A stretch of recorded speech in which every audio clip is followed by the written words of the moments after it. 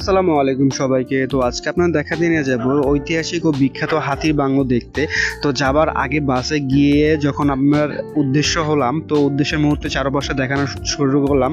তো ওইটা শেষ করে যখন একদম বাস থেকে নামলাম, তো বাস থেকে নামার পরে যেই কাঁচা রাস্তাটা দেখবেন, তো রাস্তা দুই মুখী রাস্তা দেখবেন। তো বাঁদিকের রাস্তাটা হয়ে একদম সোজা চলে যাবেন, সোজা যেতে যেতে আপনার চোখে পড়বে এই সেই হাতির বাংলো।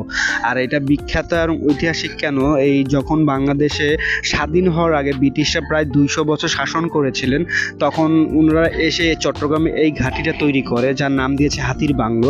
তো আসলে এই হাতির বাংলো এখনও সেই সেম পর্যায়ে পড়ে আছে, প্রায় 200 বছরের পুরনো যেই বাংলোটা সেটা এখনও পড়ে আছে, যে চট্টগ্রামে যেই শহরে, সেটা আসলে আজকে আপনার কাছে দেখানোর চেষ্টা করলাম।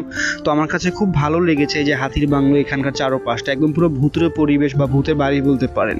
খুব সুন্দর ডিজাইন দ্বারা করা হয়েছিল এই হাতির বাংলো।